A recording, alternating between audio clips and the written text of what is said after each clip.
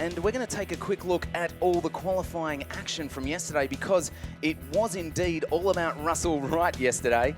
Him and his Mustang would set the fastest lap time of a 1:24.8. And hot on his heels was John McLaughlin in car 17, just 0.3 off that time. Joining me in the commentary box is Lachlan Mansell. Lachlan, qualifying sure did throw a few things our way yesterday, didn't it? It certainly did. It was a great duel between John McLaughlin and Russell Wright at the top of the timesheets. We go on board with Russell Wright in the number 55 car. And it was interesting that he actually set the time quite late in the session. He'd banked a time early in the session.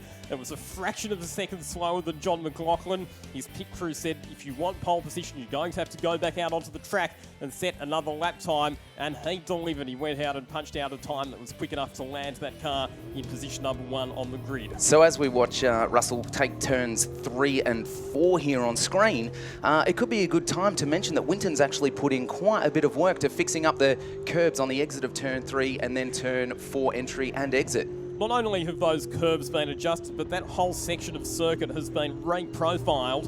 And in particular, the approach to turn number 4, you now arrive a fair bit faster. You carry more speed through the corner and on the exit. You can take a lot more of those curbs as well. So that's a section of the circuit that we've been watching throughout today's proceedings. But Russell Wright, it's in these TA2 cars, it's all about punch out of the slow corners, the big high horsepower V8 engine, the shift up through the gears on the short shoot down into Bowden's Premium Car Care corner, which is turn number 10. It's one of the main overtaking opportunities, and you can see how wide he was right out over that exit ripple strip. So a mega committed lap from Russell Wright. And it is so important to get the exit out of turn 10 right, because obviously that's going to compromise your speed heading down that back straight. And turns 11 and 12 are so important as well, and also more good overtaking opportunities there.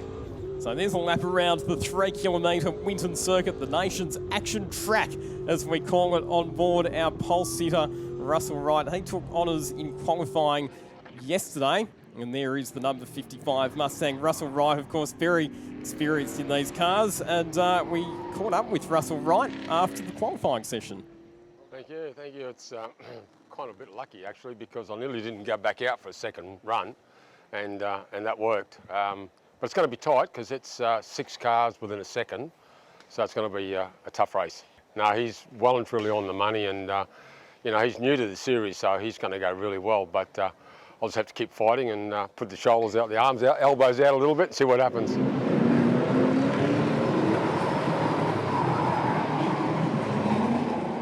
Yeah, we did a couple laps early on, which I made a couple of mistakes in. Came in, readjusted the pressures and calmed myself down, went out and did a quicker lap, which was good enough at the time, but Rusty went out and punched out another 24, so just pipped us at the end, but we're happy with second. Yeah, looking forward to getting through the weekend this time, and yeah, to be at the pointy end is really nice. It's our first time here, my first ever laps here were yesterday, so very happy with the pace and looking forward to the weekend.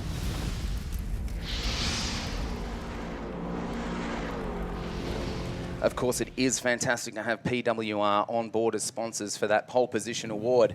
And of course, I want to give a big shout out to the guys at PROMAXX as well. It's fantastic to have them as the naming rights for this race category for this season. It's fantastic to have them on board. Now, we're going to take a look out on track as I believe, Lockie, they're just about to set off on their formation lap now. So 2 formation or warm-up laps for the PROMAXX Performance Exhaust TA2 muscle cars here at Winton Motor Raceway. And while the cars head off on their formation lap, a good opportunity, I think, Luke, for us to talk about what happened in races 1 and 2 yesterday. Because in race number 1, we saw a cracking battle for the lead emerge between Russell Wright and John McLaughlin, the 2 drivers who started on the front row of the grid. Unfortunately, we had quite a lengthy safety car interruption when Christopher Formosa got it wrong on the exit of turn 2, got the tank slapper happening. It's a scene that we've observed here at Winton on quite a number of occasions, overcorrected the car, fired it into the fence on the left-hand side of the circuit. That car has actually been repaired and will be back out today. So that was race number 1. It was Russell Wright who claims victory. Race number 2, however, once again, a cracking battle for the lead emerged between Russell Wright and John McLaughlin. Unfortunately, there was a contre-top at the end of the race. A lapped car, Jason Hassett, had a blown engine on the run into the sweep. That created a chain reaction of events which ultimately took out Russell Wright's car, and he'll start at the back of the grid. John McLaughlin and Murray Kent on the front row for this race. In third place, you've got Michael Cooley in his Chevy Camaro and Michael Coulter, followed by Graham Cheney, Graham Smith, Tim Tritton in 7th, Brett Nile in 8th, Anthony Tenkate, top 10 in 9. Running down through the rest of the field, Peter Hurd out of position number 11. He's one of the rookies on the grid. Paul Hadley, Chris LaRosa, back to Bill Robinson and Mark Crutcher in position 15. Warren Wadley, Warren Truan, Russell Wright at the back, and so too is Christopher Formosa. Lots of damage to the Formosa Dodge Challenger, the General Lee inspired car. The key thing though was there wasn't any damage to the two components that are the most important, the chassis and the engine. So it was a lot of work. They got the car fixed. Formosa is back out on the track. And you just mentioned it, the General Lee. It is a very easy livery to see, and it's good to see Mark Crutcher back out there as well, because he had some clutch issues during race 2 yesterday. So here we go, heading down that back straight to turn 11. And there's a lot of spectators out there today enjoying the sunshine, and they're about to be treated to some first-class action. 12 laps the distance. Tyre management will become a factor. Only 6 Hoosier Control slick tyres available for these cars this weekend. So here we go, down the main straight. The lights are on for the TA2 Muscle Car Series start. The lights are out. We are go here at Winton for race 3. And into turn 1 they go. 3 abreast will not work. Out of turn 2, up the hill to turn 3. A very clean start. All cars making it through turns 1 and 2. That's a great way to kick off the race. Excellent start from Murray Kent. So he's made the jump on our pulse to John McLaughlin, and he takes the lead on this opening lap. John McLaughlin found himself sitting behind a Mustang pretty much all day yesterday. Now it's a Camaro that he's tucked in behind on this opening lap. Watch out for some of the faster cars charging through from a bit further back in the pack, including Russell Wright and McLaughlin already on the attack as they head up into the top-end complex of corners, turns 7, 8 and 9. Now, Murray Kent had a fantastic outing yesterday, finishing 3rd and 2nd, but it looks like Mark Crutcher at the rear of the pack is pulling off the track. Some sort of issue there. So unfortunately, that looks like it will be the end of his race as well.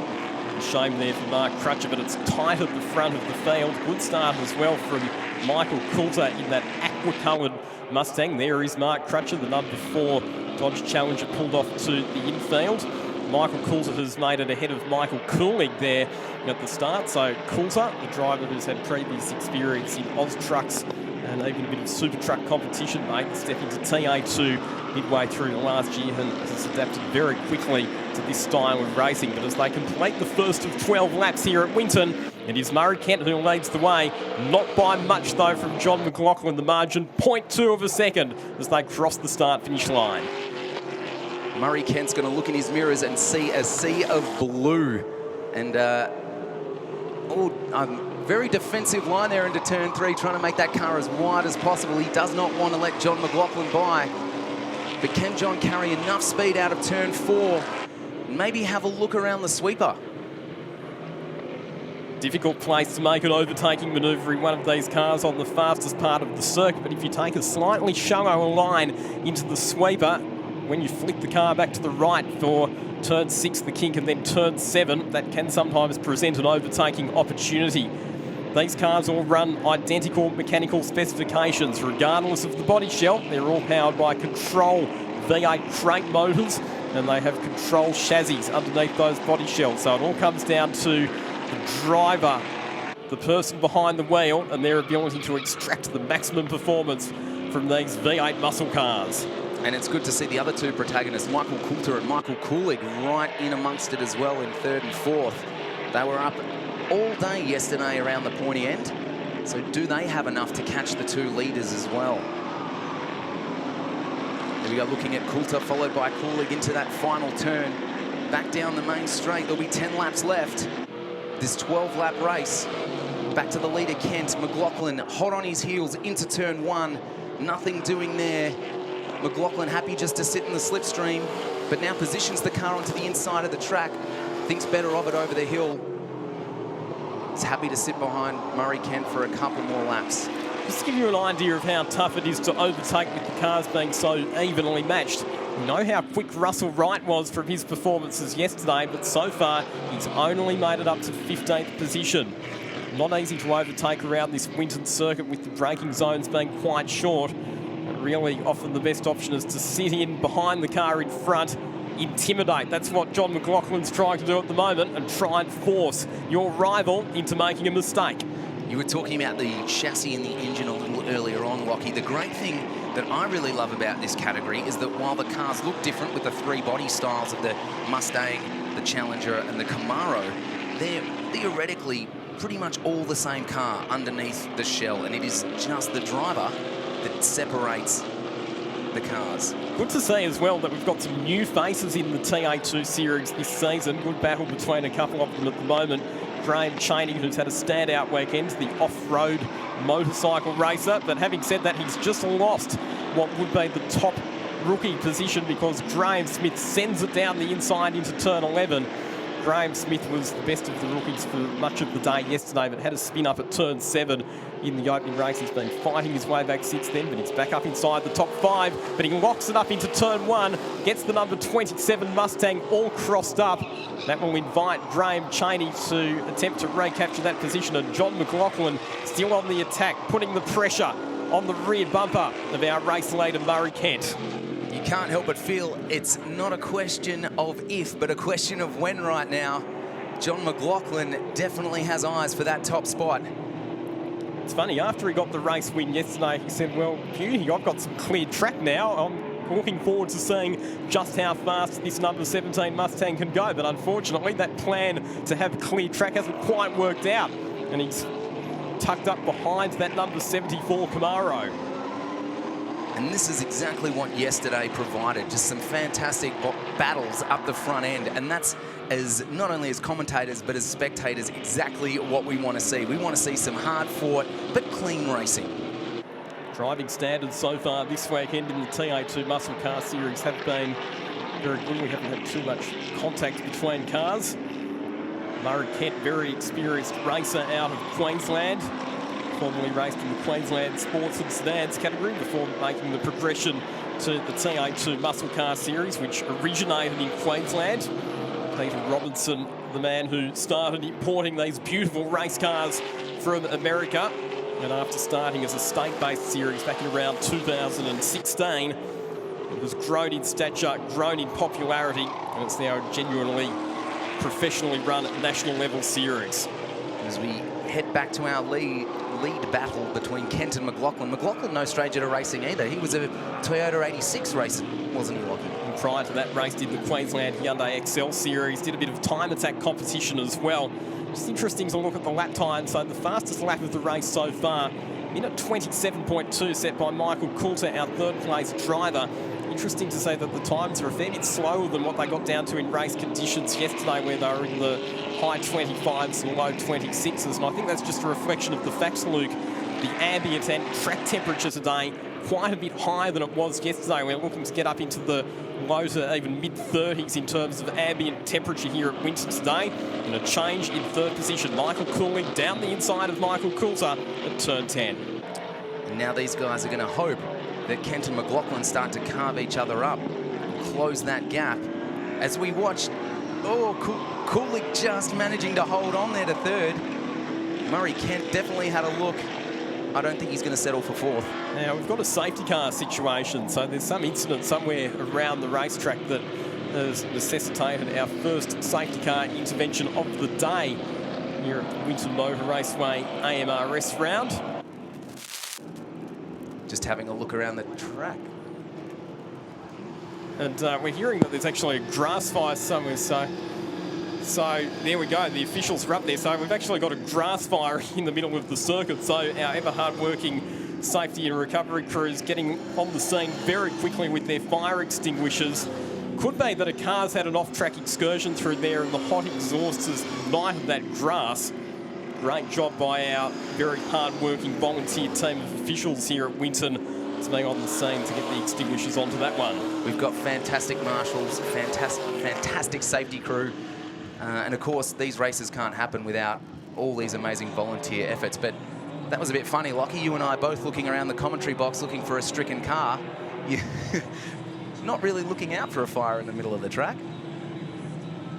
But hopefully they'll have that under control in a matter of moments, and we can get racing again.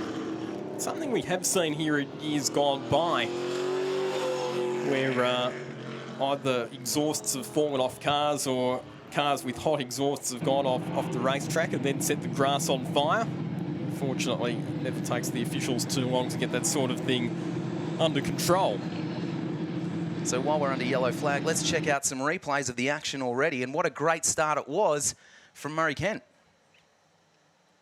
Getting the jump onto McLaughlin into turn 1 and then leads out of turn 2. I don't think he would have hoped for a better start, Lockie.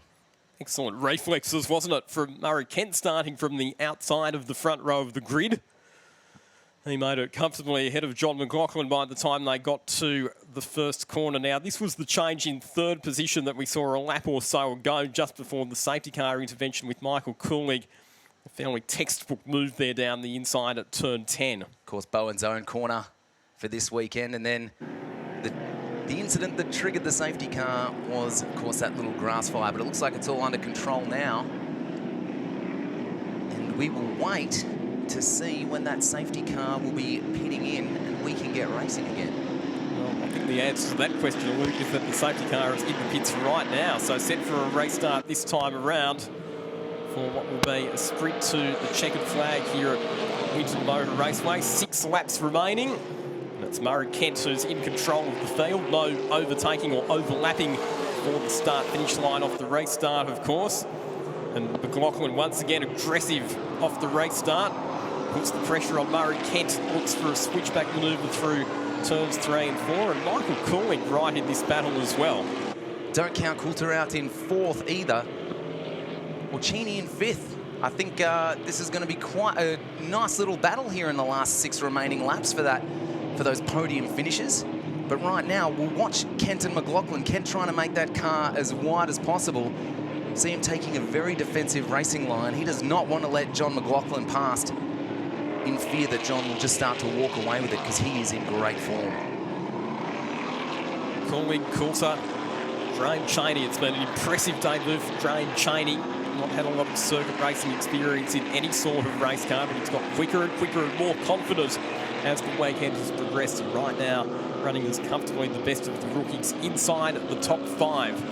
And I have a feeling that the car that might have gone off the road there at turn 5 to create that grass fire might have been the car of Graham Smith. And we've got problems for Tim Tritton. We've got problems for Tim Tritton, the EFS Mustang, and also Anthony Tenkate's been involved there as well. That's on the exit of turn 10 on the run down to turn 11. Now, I don't know if there was some contact there or whether someone's just run wide and lost it on the exit. Bowen's own corner, but we'll get back to the action now. And our leaders, it is still Murray Kent over John McLaughlin, followed by Michael Cooley and Michael Coulter. They are your top 4. And Russell Wright, continuing his march forward, makes the move through on Darren Berry at turn 1. So Russell Wright, who started this race at the back of the grid, has got himself back up to 8th position. Not a bad recovery drive from the former TA2 champion. You see that front of the car looks white. It should be yellow, but of course, it's the damage that was sustained yesterday from the rear end of John McLaughlin's car as he tried to take some defensive manoeuvres to avoid an incident in front of him. So unfortunate for Russell Wright that he's had to start at the back of the grid, but fantastic to see him already up into the top 10. The battle for the lead continues.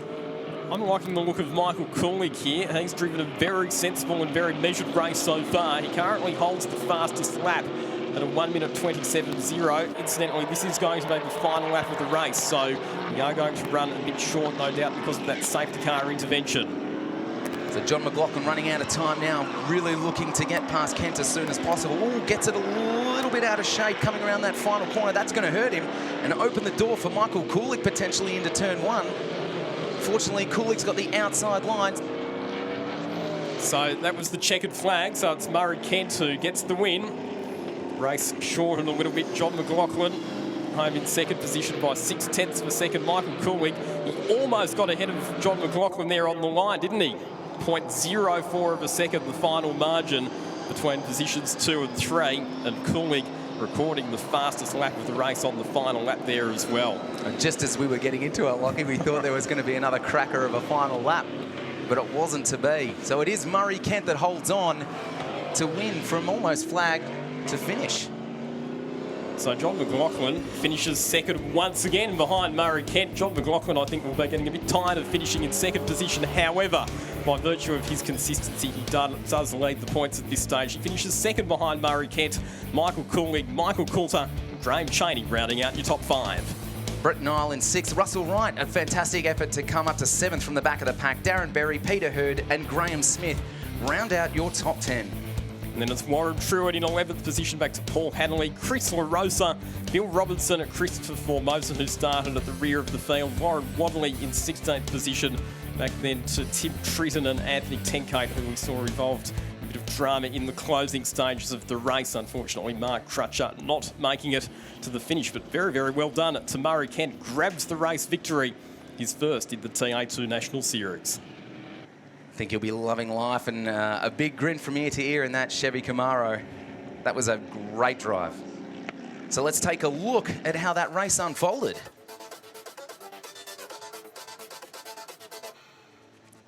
Let's talk it through, Lockie, because it certainly was action-packed, but it was Murray Kent that got the jump at the start. There was a bit going on, wasn't there, right from the get-go, but an excellent reaction there from Murray Kent, who, as we mentioned, started from the outside of the front row. Bit of close action a bit further back involving Graham Smith and a couple of other cars. And it was Murray Kent that would lead. John McLaughlin did as much as he could to get past, but it just wasn't to be. Murray positioned that car beautifully to play defensively. Cooley got the jump onto Coulter in turn 10 to jump up from 4th to 3rd and get that podium. And then, of course, it was a safety car thanks to that grass fire. And like you said, Lockie, probably someone running wide, a nice hot exhaust lighting that grass up. So the race resumed after a brief safety car intervention to extinguish that fire, and Murray Kent once again had all sorts of pressure coming from behind from John McLaughlin in the Mustang. The battle was raging a bit further back. Russell Wright continuing his charge up through the field. We had this contretemps on the exit of turn number 10 involving Tim Tritton and also Anthony Tenkate. So dusty, it's hard to see what actually happened. But that is not the fastest way around this track. But it was the story of Murray Kent versus John McLaughlin, and it was Murray Kent from start to finish. I think he'd be exceptionally happy with the way he ran that race. An exemplary performance, and it nets him the race win, and John McLaughlin just holding on to second in a drag race to the line. Michael Cooley throwing down a late challenge there. So well done to Murray Kent. Winner of race 3 of the PROMAXX Performance Exhaust TA2 Muscle Car Series here at Winton. So 3 races, 3 different race winners. Indeed.